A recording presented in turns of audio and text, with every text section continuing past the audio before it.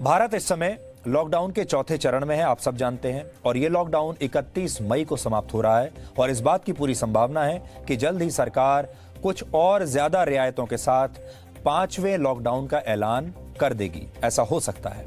5वें लॉकडाउन में आपको क्या क्या रियायतें मिल सकती हैं, इसके बारे में हम आपको आज बताएंगे। लेकिन फिलहाल ये जान लीजिए कि कोरोना वायरस को लेकर अभी भारत की स्थिति क्या है। उससे आपको ये समझ में आएगा कि क्या भारत में अब और लॉकडाउन की जरूरत है भी या नहीं, और अगर 5वां लॉकडाउन शुरू होगा तो फिर वो किस प्रकार का होना चाहिए।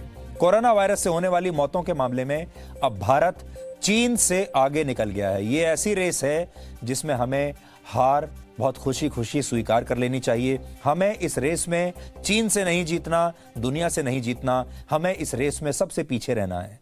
लेकिन इस रेस में दुर्भाग्य यह है कि हम चीन को हमने हरा दिया है। इस दौड़ में हम चीन से आगे निकल गए हैं। भारत में कोरोना वायरस से मरने वालों का आंकड़ा अब 4700 को पार कर चुका है, जबकि चीन में इस वायरस से अब तक कुल 4634 मौतें हुई हैं। और ये 4634 मौतें हम तब कह रहे हैं अगर चीन ने दुनिया को सब कुछ सच सच बताया है तो, और अगर ये चीन की टैली सही है तो। भारत में पिछले 24 घंटों में 175 मौत हुई हैं और कोरोना वायरस के करीब 7500 नए मामले सामने आए हैं। ये भारत में 24 घंटे का अब तक का सबसे बड़ा आंकड़ा है और भारत ने ये एक नया रिकॉर्ड बना दिया है। यानी 7 और 7500 की टैली अब हर रोज संक्रमित लोगों की, ये नया नॉर्मल है भारत में। चीन में कोरोना वायरस का पहला मामला दिसंबर 2019 में आया था। वहां संक्रमित मरीजों की संख्या करीब 84,000 है, जबकि भारत में इस समय चीन से लगभग दुगने मामले हो चुके हैं। भारत में कोरोना वायरस के मरीजों की संख्या लगभग 1,68,000 अब हो चुकी है। इस मामले में भारत के लिए अच्छी खबर सिर्फ यही है कि भारत में कोरोना वायरस के मरीजों का रिकवरी रेट 42.88% है। भारत में कोरोना वायरस से संक्रमित 70,000 से ज्यादा लोग पूरी तरह से ठीक हो चुके हैं। और सबसे अच्छी बात यह है कि भारत में जो लोग संक्रमित हो भी रहे हैं वो ज्यादा क्रिटिकल कंडीशन में नहीं जा रहे हैं, उनकी तबीयत ज्यादा खराब नहीं हो रही है और ज्यादातर जो लोग हैं वो बहुत जल्द कोरोना वायरस को हराकर वापस लौट रहे हैं। ज्यादातर लोगों को आईसीयू में जाने की जरूरत नहीं पड़ रही और वेंटिलेटर पर जाने की जरूरत तो बहुत ही कम लोगों को यहां पर पड़ी है। इससे ऐसा लगता है कि भारत में जो लोगों की इम्यूनिटी सिस्टम है वो शायद दुनिया के बाकी लोगों से काफी अच्छा है, काफी बेहतर है, क्योंकि यही कोरोना वायरस दुनिया के दूसरे जब इलाकों में और देशों में फैला है तो वहां पर इसने लोगों की जो का स्वास्थ्य है उसको ज्यादा नुकसान पहुंचाया है, लोगों की तबीयत को बहुत ज्यादा खराब किया है। लेकिन भारत में अभी वैसा कुछ देखने को नहीं मिल रहा है। भारत में 4 राज्यों की स्थिति सबसे ज्यादा खराब है। पहले नंबर पर महाराष्ट्र है, जहां 60,000 से ज्यादा मामले एक ही राज्य में आ चुके हैं। इसके बाद तमिलनाडु का नंबर है, जहां कोरोना वायरस के मरीजों की संख्या 20,000 से ज्यादा है। तीसरे नंबर पर गुजरात, जहां 15,000 से ज्यादा लोग संक्रमित हैं। चौथे नंबर पर देश की राजधानी दिल्ली है, जहां 16,000 से ज्यादा लोगों को संक्रमण हो चुका है। संक्रमित लोगों की संख्या के मामले में भारत अब दुनिया में 9वें नंबर पर है। भारत में अगर कोरोना वायरस के मामले इसी रफ्तार से बढ़ते रहे तो आने वाले 3 से 4 दिनों में ही Bharat America, Brazil, Russia, Britain, Spain और इटली से सिर्फ इन देशों से पीछे रह जाएगा, बाकी सबको हरा देगा। और अगर यही चलता रहा तो एक दिन ऐसा भी आएगा जब हम इस रेस में बहुत आगे निकल जाएंगे, इन देशों को भी हरा देंगे, क्योंकि भारत की आबादी और भारत का आकार बहुत बड़ा है।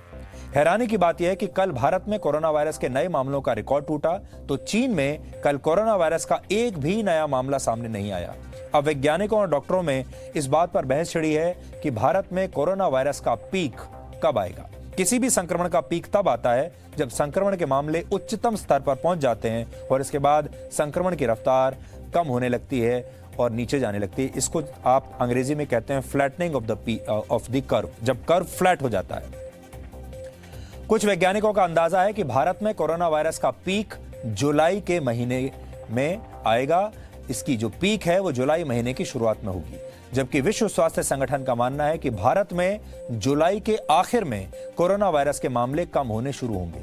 लेकिन अंतर्राष्ट्रीय rating agency Standard and Poor's का मानना है कि भारत में कोरोना वायरस का पीक सितंबर से पहले नहीं आएगा और इस वजह से भारत की अर्थव्यवस्था में अगले वर्ष भी 5% की कमी आएगी। ये बुरी खबर है।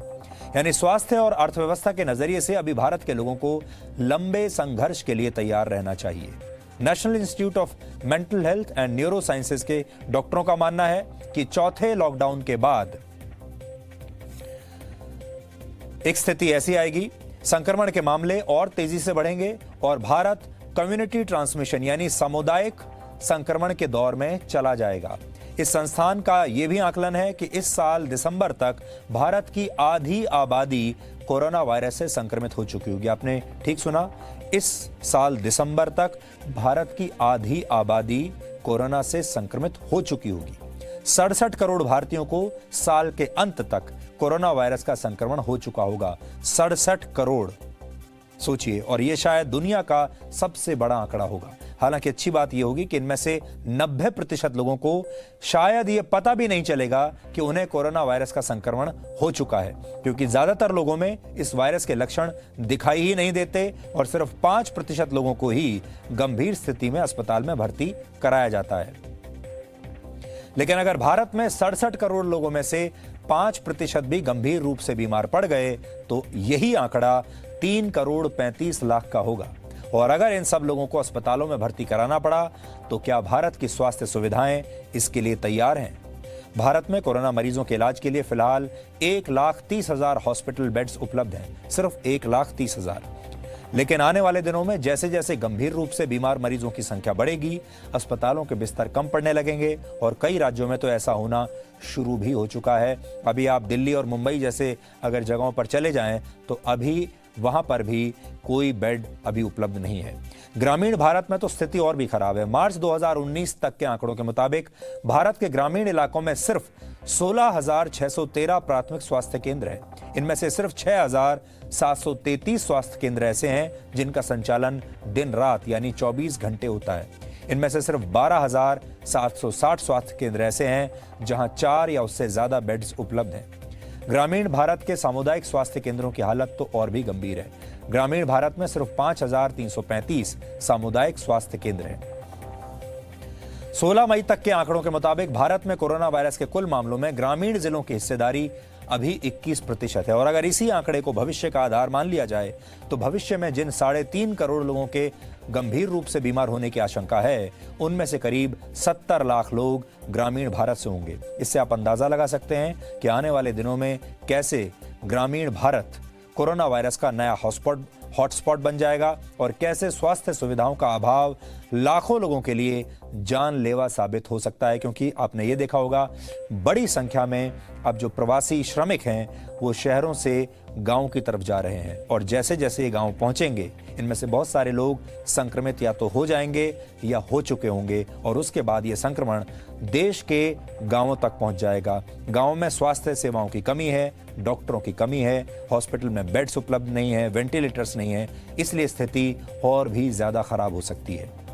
No signal, no worry. Presenting Zee News app with live TV, latest updates and expert opinion. Available on Google Play and App Store. Download it now.